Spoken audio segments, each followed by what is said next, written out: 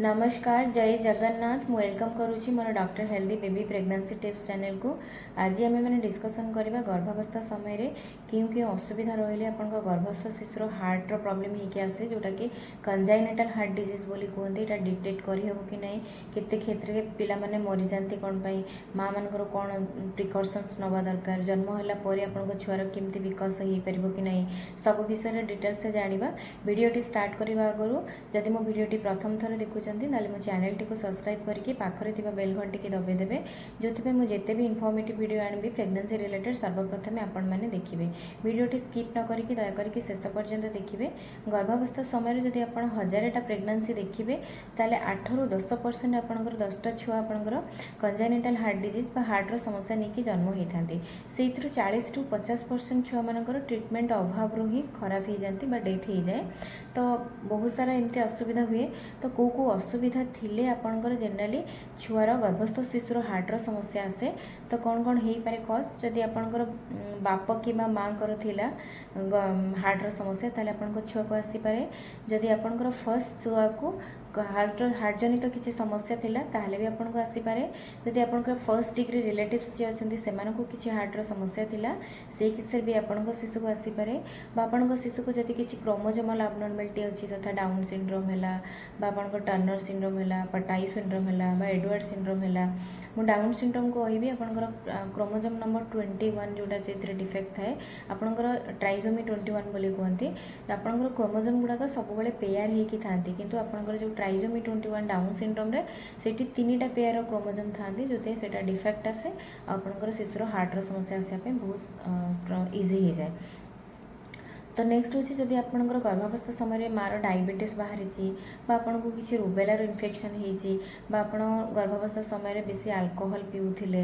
आपंकर किसी auto immune infection अच्छी आपंकर बातजनित रोग किसी आपन से किसी मेडिसिन नौकरी आपंकर किसी फ्रैक्चर वगैरह होता डॉक्टर आपको एक्सरे एडवाइस करते आप एक्सरे एक्सपोज होती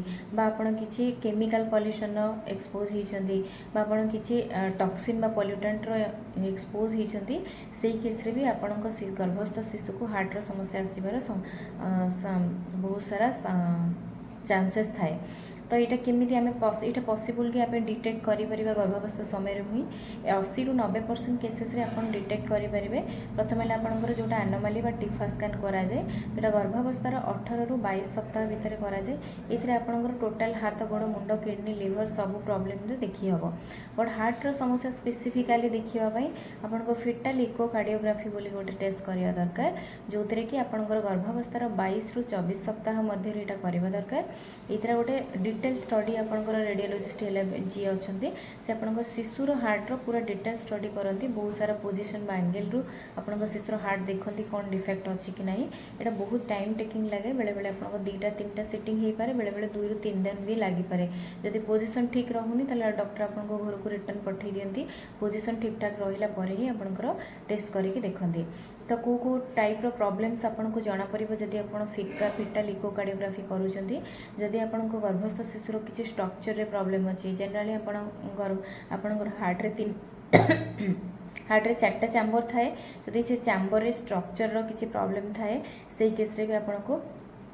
जना पड़ जदि आपंकर शिशुर हार्ट रे किसी होल अच्छी कणा अच्छी से केस रे जना पड़ जदि आपंकर शिशुर हार्ट रे किसी इनप्रॉपर कनेक्शंस अच्छी जो हार्ट रो भेन मान भितर किसी कनेक्शंस रहूनी तो से केस रे भी जना पड़ जदि आपंकर हार्ट रो भाल्व रू किसी लिकेज होची गर्भस्थ शिशुर सेटा भी जना पड़ जदि आपंकर हार्ट रेट रे जनरली शिशुर जदि किसी इरेगुलारिटी होची ताले आपंकर हिटाल इकोकार्डियोग्राफी रे जना पड़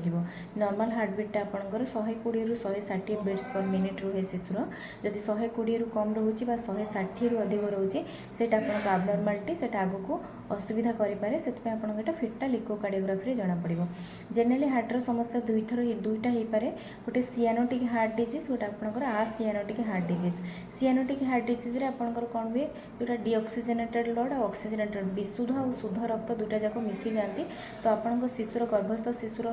जो बॉडी को जाए सब ऑक्सीजन 90% आपंकर शुद्ध ऑक्सीजन जाए सबुड़ा विशुद्ध ऑक्सीजन जाए से आपंकर शिशु जो जन्म हुए से ब्रीदिंग डिफिकल्टी नहीं जन्म हुए निश्वास ठीक रे नहीं पारेनी, क्षीर भी ठीक रे पी पारेनी। जब क्षीर पीला बेलू बहुत कांदिकी बेले बेले नील पड़ जाए, तार छातीर बारंबार इन्फेक्शन हुए, ताको निमोनिया हबार चांसेस थाए, तार प्रॉपर डेवलपमेंट हो पारे, धीरे धीरे जो बढ़े से स्कूल परफॉर्मेंस करें, तार मेंटल डेवलपमेंट भी ठीक रे हो पारे, टिके काम कले धई सई हो जाए, झाड़ भी बहुत बाहर से आप गर्भावस्था समय ही आपंकर एनोमली स्कान कर 18 ରୁ 22 सप्ताह भितर आ 22 ରୁ 24 सप्ताह भितर फिटाल इकोकार्डियोग्राफी निश्चित भाव में कर जदि आप गर्भस्थ शिशुर किसी हार्टर समस्या अच्छी आपंकर जे कनसल्ट डॉक्टर अच्छा सहित कनसल्ट कर दिंतु। केतटा केस आप सर्जरी है ही ठीक हो जाए, डिलीवरी पर इमिडिएटली सर्जरी प्लान करा दे, तो आपंकर कंडीशन देखिकी अकॉर्डिंगली से प्लान करेंगे। से फिटाल इकोकार्डियोग्राफी बिल्कुल भी मिस करेंगे गर्भावस्था समय। Thank you so much. जदि मो वीडियोटी इनफॉर्मेटिव अच्छी तारे लाइक शेयर सब्सक्राइब कमेंट करेंगे, और जिते मात्रा रे हम वीडियोटी शेयर करेंगे। Thank you.